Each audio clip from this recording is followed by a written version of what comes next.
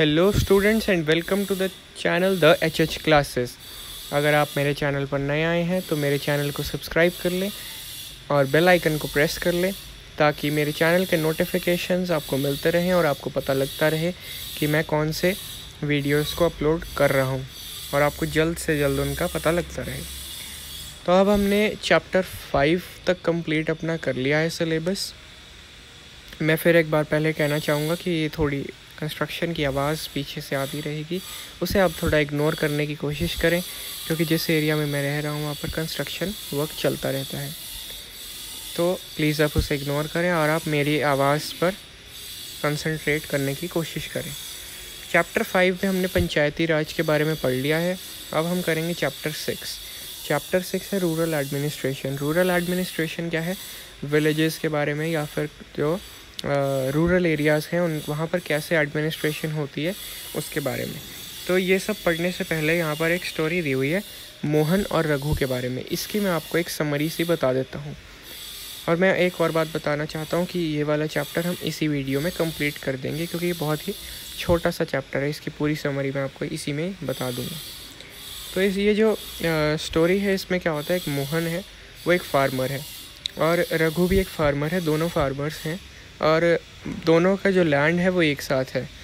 दोनों के लैंड जो सेपरेट होते हैं, जहाँ पर वो सेपरेशन होता है उनके लैंड का, दोनों के लैंड का, उसे वो जो बाउंड्री है उसे कहते हैं BUND, बुंड। बुंद बुंद या बंद, बंद कह सकते हैं या बुंद कह सकते हैं। तो जब बंद होता है क्या करता है रघु, क्या करता है एक दिन उसको थोड़ा सा खिसका देता है और थोड़ा मोहन का जो घर है, मोहन का जो लैंड है उस पर भी अपना कब्जा सा कर लेता है। लेकिन अब जो है ये मोहन है वो गुस्से में आ जाता है, लेकिन वो थोड़ा डरा डरा भी होता है। अब वो डरा क्यों होता है? क्योंकि रघु की फैमिली के पास बहुत सारे फील्ड्स होते हैं, लैंड्स होते हैं और इसके साथ साथ वो एक उसके जो अंकल होते हैं वो सरपंच भी होते हैं उस विलेज के। तो लेकिन फिर भी वो रघु के घर पर जाता है। फिर एक हीटेड आर्ग्यूमेंट होती है। रघु क्या कहता है, रघु रिफ्यूज़ कर देता है ये एक्सेप्ट करने से कि उसने अपने बंद को वहाँ से हिलाया है, बाउंड्री को, और वो अपने हेल्पर को बुलाता है, अपने जो आदमी होते हैं उनको बुलाता है और कहता है कि मोहन को पिटो। फिर वो मोहन को पिटवा देता है बहुत ज़्यादा। और नेबर्स जो होते हैं वहाँ पे वो भी उसके कमोशन को सुन के, मतलब कि इस लड़ाई को सुन के बाहर निकलते हैं और वो देखते हैं कि ये क्या हो रहा है। और वो देखते हैं कि मोहन को बहुत ज़्यादा पीटा जा रहा है और बहुत ही बुरी तरीके से पीटा जा रहा है।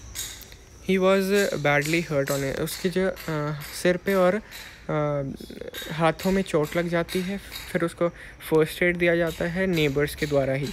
उसका एक फ्रेंड होता है जो भी वो विलेज पोस्ट ऑफिस पे जाता है। वो कहता है कि भी लोकल पुलिस स्टेशन में जाना चाहिए और एक रिपोर्ट फाइल करानी चाहिए। बाकी सारे थोड़े डाउटफुल होते हैं कि भाई जो वो है रघु है वो तो बहुत पावरफुल है, उसके अंकल भी सरपंच हैं और उन्होंने कहीं पुलिस में पहले से ही बता ना दिया हो कि भाई अगर ऐसे कोई बंदा आए तो उसकी बात मत सुनना। फिर भी क्या होता है कि ऐसा डिसाइड होता है कि मोहन पुलिस स्टेशन जाएगा। अब हम चलते हैं पुलिस स्टेशन में क्या होता है। पुलिस स्टेशन में स्टेशन हाउस ऑफिसर होता है एक। पहले तो एक ये बात होती है कि अब यहाँ पर एक इम्पॉर्टेंट बात है कि जब वो जा रहे होते हैं पुलिस स्टेशन तो एक नेबर बोलता है, one of the neighbours speak that कि हम थोड़ा सा ज़्यादा पैसा खर्च करते हैं और जो हमारा मेन पुलिस स्टेशन है पूरे विलेज का वहीं पर चले जाते हैं। तो लेकिन फिर इतने में मोहन कहता है, अपनी नॉलेज के तौर पर वो इन्फॉर्मेशन अपने दे रहा है, आपको भी ये पता होना चाहिए, याद करना है कि हम उसी पुलिस स्टेशन में अपनी रिपोर्ट को फाइल करा सकते हैं जो उस एरिया के अंडर कंट्रोल में आता है। जिस एरिया को वो कंट्रोल कर रहा होता है पुलिस स्टेशन, उसी पुलिस स्टेशन में अपनी रिपोर्ट को हम फाइल करा सकते हैं। किसी और पुलिस स्टेशन में हम नहीं जा सकते। और उसी पुलिस स्टेशन के हेड की जिम्मेवारी होती है कि वो अपनी इन्वेस्टिगेशन अच्छे से करे। अब पुलिस स्टेशन में आगे क्या होता है, जब वो जाते हैं पुलिस स्टेशन में तो जो इंचार्ज होता है वहाँ का उसका कहते हैं स्टेशन हाउस ऑफिसर SHO। तो उसको बताता है ये क्या क्या हुआ, लेकिन वो उस पर बिल्कुल बिलीव नहीं करता है। जबकि मोहन तो कहता है मैं आपको रिटर्न कंप्लेंट भी करना चाहता हूँ, यहाँ पर FIR दर्ज कराना चाहता हूँ। लेकिन SHO बहुत रूडली उससे बिहेव करता है और वो कहता है कि मेरे पास इतना समय नहीं है कि मैं तुम्हारे लिए इतना वेस्ट करूँ टाइम, फिर उसको इन्वेस्टिगेट करूँ, कंप्लेंट लिखूँ, ये सब काम करूँ। तो लेकिन मोहन क्या करता है, अपनी इंजरीज़ भी दिखाता है उसको SHO को, लेकिन उसको बिलीव नहीं करता SHO। मोहन फिर पजल्ड हो जाता है, लेकिन वो उसको बिल्कुल पता नहीं लगता वो क्या करे। अब वो बिल्कुल भी श्योर नहीं होता क्यों उसका जो कंप्लेंट है वो रिकॉर्ड नहीं किया जा रहा है। फिर वो जाता है आगे, अपने नेबर्स को बुला कर लेके आता है, क्योंकि वो सारे एक साथ ही वहाँ पर पहुँचे होते हैं। तो वो जाता है वहाँ पे और फिर उसके बाद नेबर्स को बुला के ऑफिस में लेकर आता है। वो आर्ग्यू करते हैं स्ट्रांगली कि भाई मोहन को बहुत ही बुरी तरह पीटा गया है, उनके सामने पीटा गया है, और इसलिए उसकी रिपोर्ट को दर्ज कराना चाहिए। बहुत ज़्यादा इंसिस्ट करते हैं। तो इसलिए फाइनली जो ऑफिसर होता है, वो स्टेशन हाउस ऑफिसर, वो अग्री कर लेता है। वो मोहन को कहता है कि अपनी कंप्लेंट को लिख लो, और फिर वो उन लोगों को भी कहता है कि वो सबको विश्वास दिलाता है कि वो कांस्टेबल को वहाँ पर भेजेगा और पूरी इन्वेस्टिगेशन कराएगा। तो ये तो था हमारा एक आधा चैप्टर, जिसमें हमने पढ़ा कि पुलिस की क्या जिम्मेवारी होती है और पुलिस क्यों इन्वेस्टिगेशन करती है, कैसे इन्वेस्टिगेशन करती है, कब कब इन्वेस्टिगेशन करती है। तो ये तो था हमारा कि पुलिस का क्या काम है। अब हम देखेंगे मेंटेनेंस ऑफ लैंड रिकॉर्ड्स की। लैंड रिकॉर्ड्स एक और क्या हमारा वे हो सकता है इस डिस्प्यूट को सॉल्व कराने का।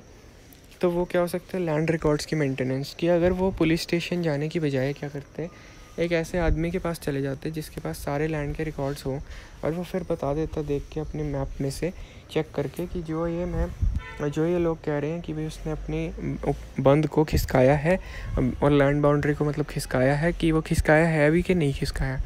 वो थोड़ा श्योरिटी हो जाती, एश्योरेंस मिल जाती। तो वो कौन बंदा होता है, वो उसे कहते हैं पटवारी। उसको पटवारी भी कहा जाता है, कई विलेजेस में लेखपाल कहा जाता है, कहीं पे कानूंगो भी कहा जाता है, कर्मचारी भी कहा जाता है, विलेज ऑफिसर कहा जाता है। लेकिन यहाँ पर इस चैप्टर में इसको पटवारी के नाम से ही मैं आगे इसको वो करूँगा, संबोधित करूँगा। तो पटवारी का क्या होता है, वो मेजर करता है सारे एग्रीकल्चरल फील्ड्स को, और वो किसके नाम पे ये भी सारा रिकॉर्ड को मेंटेन करके रखता है।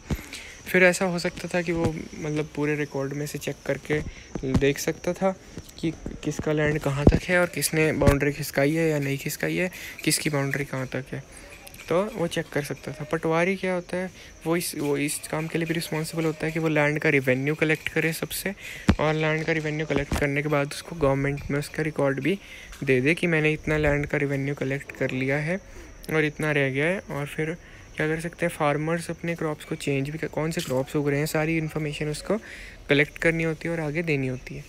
फिर क्या होता है, फार्मर्स क्या होते हैं अपने क्रॉप्स को चेंज भी कर सकते हैं बीच में, और वेल को भी डिग कर सकते हैं, मतलब कि अपने एक कुएँ भी खोद सकते हैं अपनी जगह पर। और इस सारे रिकॉर्ड का ट्रैक करने के लिए ही वो रेवेन्यू डिपार्टमेंट होता है गवर्नमेंट का। रेवेन्यू डिपार्टमेंट के जो सीनियर लोग होते हैं वो पटवारी के काम को सुपरवाइज करते रहते हैं कि वो कैसा काम कर रहा है, कैसा नहीं कर रहा है। तो ये सारा काम चलता रहता है। अब इंडिया में जो स्टेट्स हैं उनको अलग अलग डिस्ट्रिक्ट्स में बांटा गया है।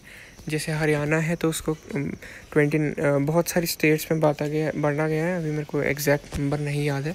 हरियाणा हो गया, पंजाब हो गया, ओडिशा, सारी स्टेट्स को सबको बांटा जाता है। उत्तर प्रदेश की तो सब बहुत सारी स्टेट्स हैं, डिस्ट्रिक्ट्स हैं। तो ऐसे तो सबको बांटा जाता है। इस सारे मैटर को, लैंड के मैटर्स को करने के लिए, इनको डिस्प्यूट्स को सॉल्व करने के लिए डिस्ट्रिक्ट्स को सब डिवाइड किया जाता है और भी बांट दिया जाता है। और उन्हें क्या कहते हैं, तहसील कहते हैं, कहीं पे तालुका कहते हैं। उसका जो हेड होता है वो डिस्ट्रिक्ट कलेक्टर होता है, उसके नीचे तहसीलदार भी रेवेन्यू ऑफिसर्स होते हैं जो टैक्स कलेक्शन करते हैं, उनको कहते हैं तहसीलदार। वो डिस्प्यूट्स को, इन सारे डिस्प्यूट्स को सुनते हैं और वो करते हैं, सॉल्व करवाते हैं। वो पटवारी इसके काम को भी सुपरवाइज़ करते हैं और इंश्योर कराते हैं कि जो रिकॉर्ड्स हैं वो प्रॉपर्ली रखे जा रहे हैं, लैंड रेवेन्यू अच्छे से कलेक्ट हो रहा है नहीं हो रहा है, ये सारी चीज़ें इंश्योर कराते हैं। और वो क्या करते हैं कि फार्मर्स भी अपने कॉपी ऑफ रिकॉर्ड उनके पास है नहीं है, स्टूडेंट्स को अपनी पूरी सर्टिफिकेट्स वगैरह मिल रहे हैं कि नहीं मिल रहे हैं, बैकवर्ड कास्ट से हैं तो उनके सर्टिफिकेट्स मिल रहे हैं कि नहीं मिल रहे हैं। ठीक है, तो मुझे लगता है कि यहाँ तक आपको बिल्कुल अच्छे से समझ आ गया होगा। अब हम करते हैं एक बात एक लॉ की, और वो हम बात शुरू करते हैं एक डॉटर की विश से। पहले क्या होता था, पहले की बात है ये कि एक लड़की दिखा रखी है जो अपने फादर के डेथ होने के बाद बता रही है, विश अपनी रख रही है कि अगर मेरी फादर की डेथ हो जाती है तो उसके बाद फादर कहते हैं कि मैं अपना सारा जो है लैंड और सारी संपत्ति, अपनी धन दौलत, सब कुछ अपने बेटे के नाम करके जाऊंगा, और उसकी मम्मी और उसके नाम पर कुछ भी नहीं करेंगे वो। लेकिन इसमें वो विश करती है कि हाँ, काश हमें भी ये मिलता। अब मैं आपको ये जो बात बताने जा रहा हूँ ये एक लॉ के बारे में है, और इसका नाम है हिंदू सक्सेशन अमेंडमेंट एक्ट 2005। और इसमें एक और भी चेंज किया गया है अभी थोड़ा सा, जो कि अभी 2020 में ही किया गया है, बहुत ही बिल्कुल लेटेस्ट है। इसको भी आप अपने एग्ज़ाम में अगर लिख के आएंगे कि करंट में ये हुआ है इसमें, तो आपका जो इम्प्रेशन है बहुत ही बढ़िया पड़ेगा टीचर के ऊपर, और आपको फुल मार्क्स मिल जाएंगे। अब ये क्या लॉ है? ये लॉ ये बताता है कि जितनी भी एक बंदे के पास जितना भी लैंड है, जितना भी उसके पास धन दौलत है, सब कुछ उसकी संपत्ति है, उसके ऊपर उसके बेटे का और उसकी बेटी का बिल्कुल समान अधिकार है, बिल्कुल सेम जो है राइट है। अगर वो उसकी डेथ होती है तो उसका जो लैंड है, उसकी संपत्ति है, जितना उसके बेटों को दिया जाएगा उतना ही उसकी बेटियों को भी दिया जाएगा। और अभी जो अमेंडमेंट हुई है वो ये अमेंडमेंट हुई है, मतलब अभी जो चेंज आया है 2020 में, जो मैं आपको बताने जा रहा हूँ, वो आया है कि ये जो चेंज है, मतलब ये जो एक्ट है इसमें एक ये चेंज आया है कि पहले क्या होता था कि उन्होंने पूछा कि 2005 से पहले जिनकी फादर की डेथ हो चुकी है या जिनके पेरेंट्स की डेथ हो चुकी है, उनके लिए क्या प्रावधान है, मतलब उनको लैंड मिलेगा या नहीं मिलेगा। तो ऐसा सुप्रीम कोर्ट ने ऑर्डर दे दिया है कि बिल्कुल उनको लैंड मिलेगा। ये इस पर डिपेंड नहीं करता है कि फादर की डेथ कब हुई है या कैसे हुई है, ये इस पर डिपेंड करता है कि उसके कितने बेटे हैं, कितनी बेटियां हैं, सबको मिलेगा। और चाहे 1-1 रुपया देना पड़े, अगर उसकी संपत्ति 10 रुपये है, 10 बेटे हैं और मतलब 5 बेटे हैं, 5 बेटियां हैं, तो 1-1 रुपया सबको मिलेगा। कोई ये नहीं है कि बेटों को 3 रुपया मिलेगा या 2 रुपये मिलेगा। ये बहुत ही छोटे एग्जांपल से मैं आपको समझा रहा हूँ ताकि आपको माइन्यूटली बिल्कुल डिटेल्स के साथ समझ में आता जाए। ये है अब हमारा, ये था बिल्कुल छोटा सा हमारा चैप्टर, और इसी के साथ हमारा ये वाला चैप्टर फिनिश हो जाता है, चैप्टर नंबर 6। 13 वीडियोस हमारी कंप्लीट हो चुकी हैं सिविक्स क्लास 6 की। So this is the end of the video. Thank you. If you enjoyed my video studying, then you should like it and share it with your friends. Also subscribe my channel for the next updates. Thank you.